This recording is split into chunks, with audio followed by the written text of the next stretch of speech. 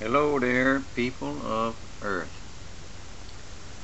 I'm gonna make this video primarily because of a post that I was put on the BOC, which started to get off to a talk about Paul and primarily how I feel about Paul. Which I'm not going to get off on that a whole lot, man, because that's kind of straying away from what we're talking about. Though in short, I will say I'm probably not as big on Paul as I am some of the other guys in the Bible. You make a remark in there that Paul says some things, but it's not his fault that people misconstrue them, and true enough, fair enough, that's true. It's not really Paul's fault. But if Paul or any man who wrote anything in the Bible was writing out of self, as even to a percentage writing out of self, and not so much by being divinely moved in the spirit, that I'm sure a lot of those writings are going to have problems with people, how they take them. I'm not saying that that was Paul's problem, though I'm sure Paul had the problem as much as anybody else did. Who's a writer of the Bible? Because Solomon, the story of Solomon tells us that we never really get rid of self out of the picture. I mean, hell, he was the wisest man there was. God made it so, and still the cat wasn't wise enough to keep from building his old ladies a bunch of small G God temples. So, what does that tell us about, Paul or anybody else? Sure, he's a pretty cool figure, and he's taught a lot of people out of things, but let's not keep or take our eyes off of the ball, which is Christ.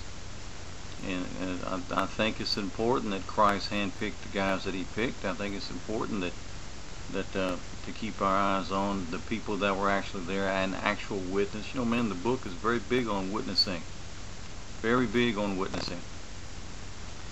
And then, so I think the witnesses that were actually there, this second-hand telling of the stories is not as good as first-hand telling of the stories. So that being said, I'm gonna move on to the Keith Truth saga, which it's really getting to be a saga. Keith Truth is a young fella. I forget what his real name is. Maybe Keith Thompson, something like that. Seems like he's a good fella. He's openly and unashamedly claims Christ.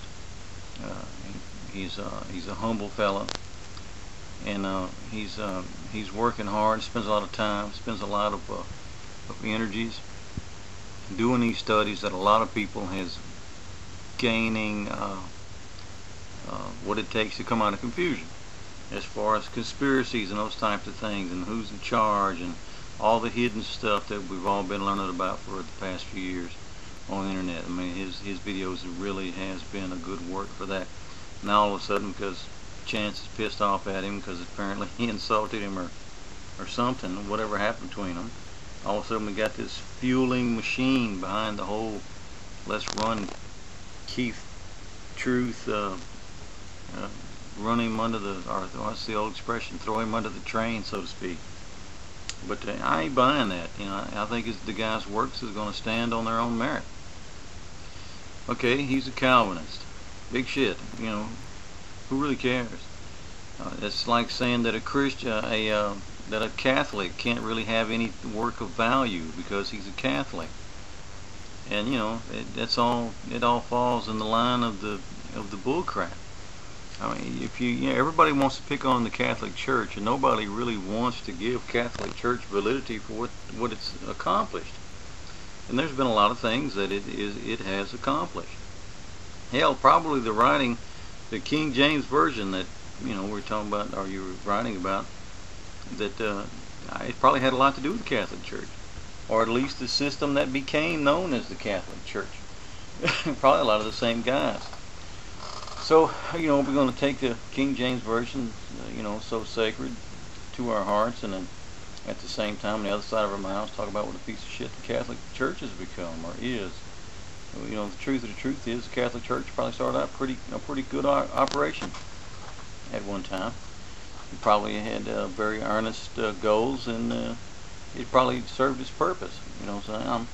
Let's look at Keith Truth now. Here's a guy that did a lot of good videos. People are looking at him, learning, gaining, eyes being open as to who's in charge and to what kind of wool's been pulled over our eyes for so long.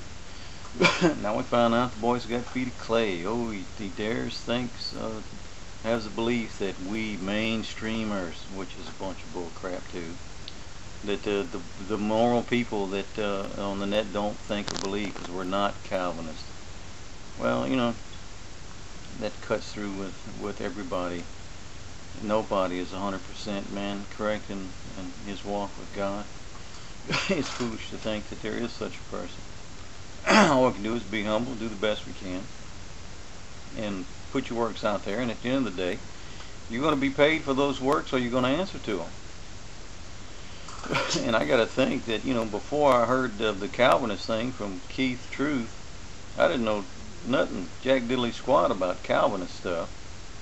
And then, you know, so my point is his works are going to stand on their own merit. And you can't really throw away, you know, tear up a person and throw him under the train without doing that to his works. So, you know, if we're going to, like, you know, everybody's going to be pissed off at Keith now because he's a Calvinist and start running him down and picking fights like Chance's old lady is, Cameron, what's her name, Queenie something.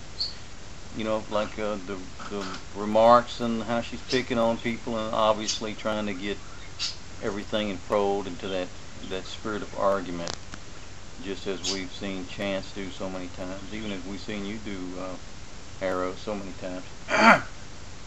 Hey, we could all jump in that vat of shit. We can all roll around and argue and holler and, you know, blah, and play the whole thing over and over. And I'm sure we'd all come out with, you know, reaping exactly what we sowed, a bunch of strife and bullshit.